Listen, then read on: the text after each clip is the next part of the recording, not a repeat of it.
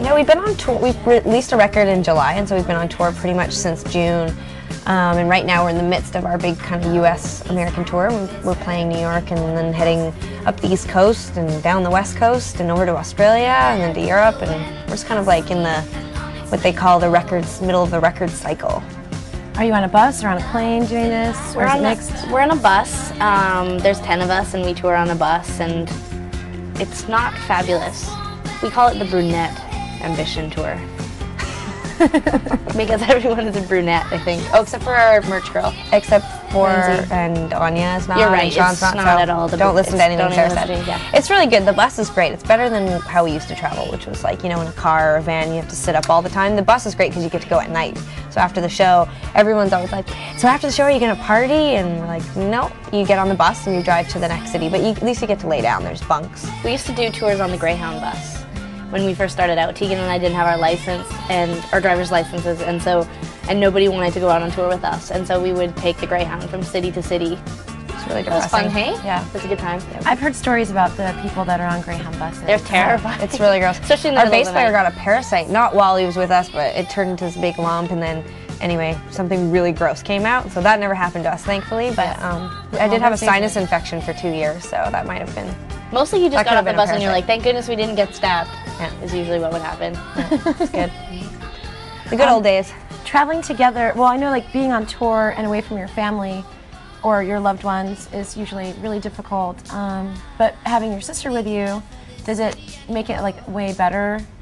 I think that we have there's sometimes being with your sibling is irritating, of course. It's very obvious that, you know, after like 10 months of being in the same space, you start to feel agitated and things get out of hand. But it's sometimes easier to be around Sarah than it is to be around the rest of the band, because I can't abuse the band the same way that I could abuse Sarah. Proof. Right You know, here. yeah. That you abuse me. Whatever. I would never lay a hand on Sarah, but like emotionally, like she can come in and be in a bad mood and I can like be in a bad mood back to her. But if I come in the band is kind of like, one of our band members is in the hallway and I have to like pretend he's not there because I won't be honest, but I can't be mean to him even if I'm in a bad mood. It's like I have to treat him with respect in a way that like with Sarah, it's like she can say something You've obnoxious been to drinking? me. Like you're admitting all of this like so freely, like you spent thousands of dollars in therapy and you're just saying it all now?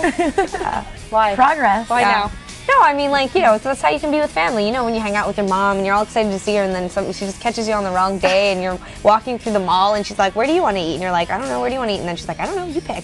Well, don't you care where we eat? No, I don't really care. It's fine. It's fine. You know, you'd never do that with a friend. You'd be all like, let's pick. What about here? Yeah, okay. And it's awkward, you know, and there's like a awkwardness between us and our band that keeps us healthy and happy and enjoying each other's company, whereas like... Well, we'll just be honest. Yeah, we'll just be rude to each other and be like, oh, this sucks. I hate like- you. It's your fault. No, it's your fault. And then we're just like over it.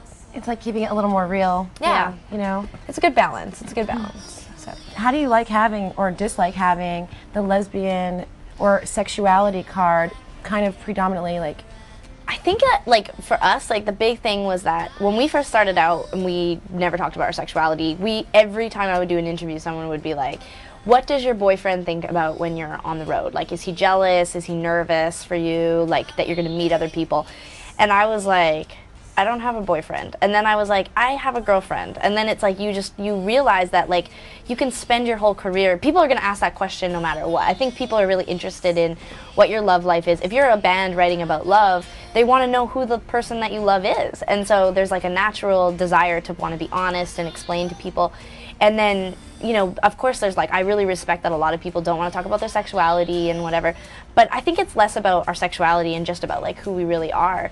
And I know that it's offered a lot of like a lot of our audience that's queer or whatever, it's like, it would do them no good if we were like, you know, playing the like pronoun game or whatever with people like, my partner and they think, and like who cares? It's I like think the demographic that we're appealing to too. I mean, it's pretty wide. Like, you know, we have everyone from like 14 and 15-year-olds to like, I mean, we've done a lot of touring with like Neil Young and Ryan Adams and like the Killers. So our demographic is quite wide, and I think that section of the population of humanity is pretty open-minded, and so it just never felt like that big of a deal to be open.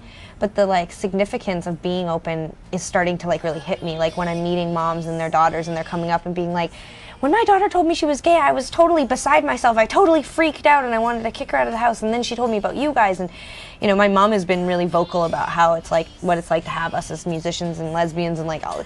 And you could just see the parents, they're like bonding over it with their kids and they're totally comfortable. And like, I like the idea that we're like some sort of like weird, you know, representation of like how you could be gay and not necessarily be all the stereotypes that like mainstream weird right, you know, media have made it out to be. You can be like just like an average person, like, and it's just part of who you are. I don't think we're scary, which is why I think that, you're like, terrifying. You're terrifying. You started rambling there. You just went like this. You're like, and the right-wing media, but that was your left, and I was like, people are gonna think we're dumb.